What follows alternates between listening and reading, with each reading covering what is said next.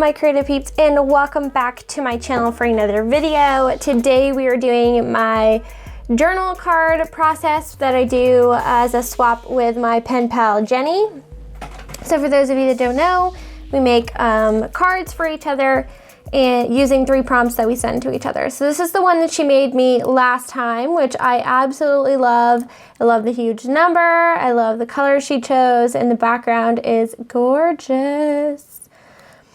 So I will leave her linked below if you'd like to check out her video where she made the card. But her prompts for me this time are teal, letters, and graphic. So I've pulled out some things that I want to use. I just have some scrap watercolor paper here, as well as the paper that I plan on using for the background. So I just took Jenny's postcard that she wrote to me on and kind of loosely outlined it to make a shape for the card that I'm going to work on. I wanted it to be a little bit bigger than the postcard. And then I'm taking an Arteza watercolor pencil in this teal color, and I'm making these like swirly crisscross patterns. I don't really know what they're called, but I thought they were nice and graphic and would make a cool background. So I just did that, and then I decided to pull out my mermaid markers. I have not used these in a very long time, but they are one of my favorites. So I thought it was about time to use them again. So I just pulled out several teal colors and kind of swatched them out there, as well as the watercolor pencil. I just wanted to see what it looked like when I wet it. So I ended up going with kind of a mint seafoam color and a more rich turquoise color. I don't have the official color names in front of me, so you'll have to forgive me, but one of them's from the original set and the other one is from the pastel set, if that helps any. So this part was really messy. I was a little rusty using these markers because I hadn't done it in a while. So my plan was to kind of outline the outside of those swirlies and then wash the color out. But for some reason I used the kind of seafoam color to color it in. I meant to grab the water brush, but they look kind of the same. And I didn't realize until right then. And I was like, oh, oops. Because this is what I was going to do with that color. So I took the lighter color and started filling in the spots that I intended to, and then I'll go back in with the water brush and do the original technique that I was planning on doing. These water brushes are from Arteza, and I reviewed them earlier this week. If you'd like to check that video out, I'll leave it in a card linked above for you, but I really enjoy working with these.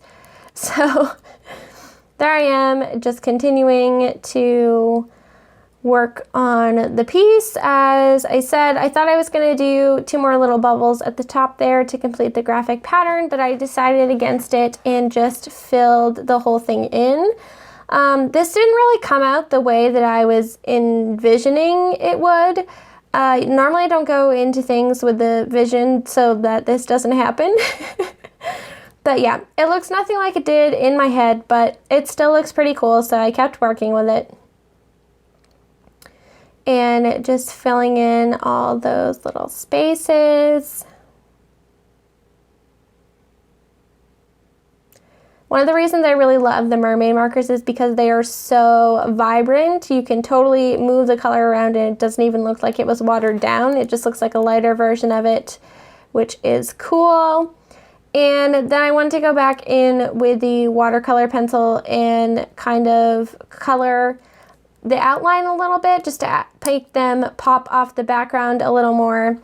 As you can see, I'm impatient, so I'm like waiting for it to dry. And then I decided to go in with my Uniball Signo white pen and redraw the swirly pattern so that it looked more like what I draw and less like just little weird shapes. And when you put the pen on, because it's white and the mermaid markers are reactivated when they're wet.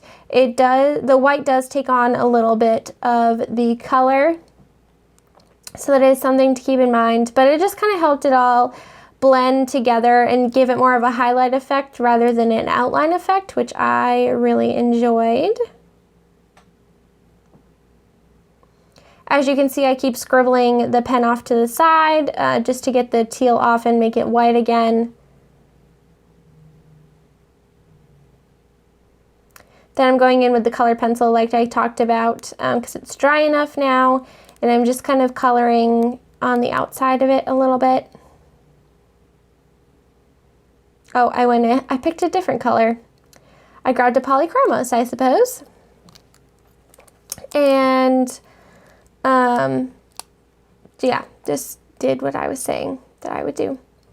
And I just felt like it helped it kind of stand out a little more. It made it look like a smoother transition between the background and what was on the background, so it looks more like it belongs there rather than just choppy and broken up.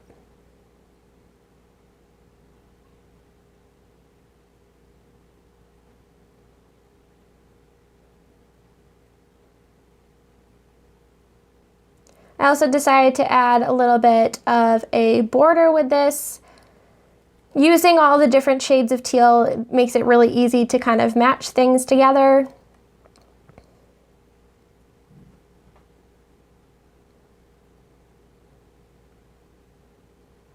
Just cleaning up the white lines a little more. Now that the first layer has dried, I can kind of add a little more white on the top, and I went really messy and sketchy with this layer just to give it some more interest.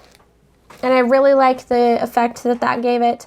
I also went over and did like a white border.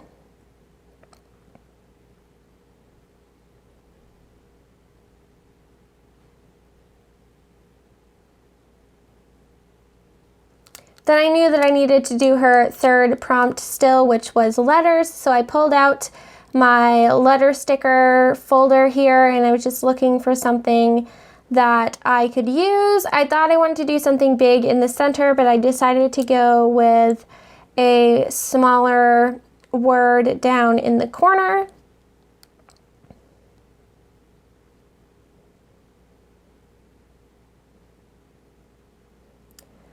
So here I just stuck the letter stickers directly on the card, and I did a lot of things to try and make these letter stickers stand out from the background more.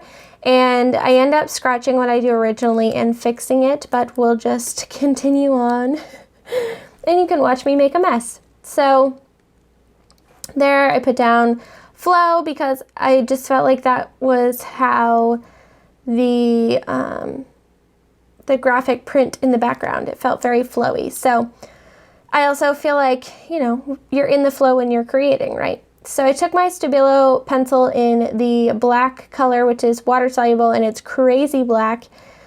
And I just did a little box around it in a stripe, so kind of like a banner. And I wet that so it was extra black. I had also colored around the letters a little bit to try and make it stand out, which, as you can see, doesn't make it look that great. Actually, from here, on my computer, it doesn't look that bad, but in person, I was like, this is terrible. So then I was like, well, maybe if I just do a black border instead, it will look not so out of place. So I did that.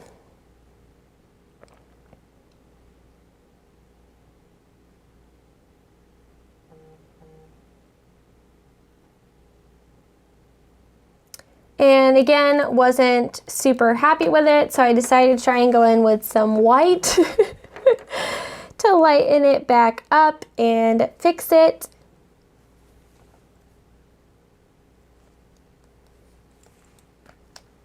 But I ended up not really liking that either.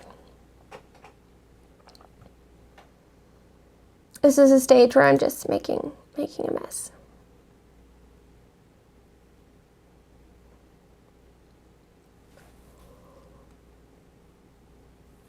Then I had the idea to scrap it, cover it, and put the stickers on top of a piece of paper. So I peeled out the letter stickers, which actually peeled up very nicely. And I was trying to figure out what I wanted to do, so I decided to use a piece of the white paper with the swatches on it.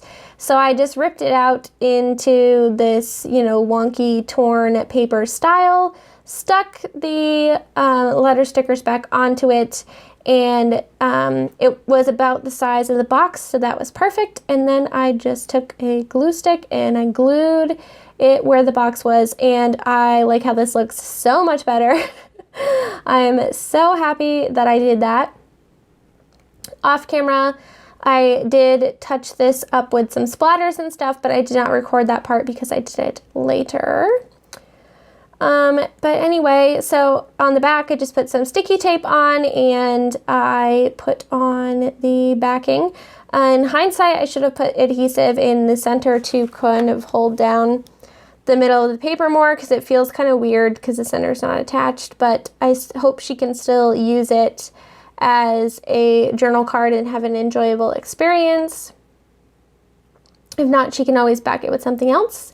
But yeah, that is the end of this video. I hope you enjoyed my process of making this journal card for Jenny. Please check out her video in the description box below. Give me a thumbs up if you enjoyed this. Subscribe so you don't miss any of my future videos.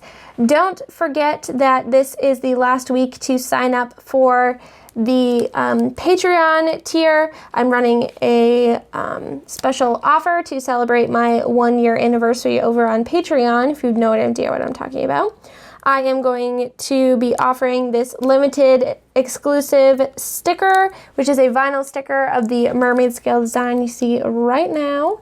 And the only way to get one is to sign up to the Vid Squad during May over on Patreon. So you can find out more over there. Of course, there are other perks other than that, but just wanted to remind everyone in case you wanted to and you hadn't done so yet, you have until the 31st to sign up to do that. Okay, guys, take care. Have a great rest of your weekend, and I'll talk to you guys next time. Bye.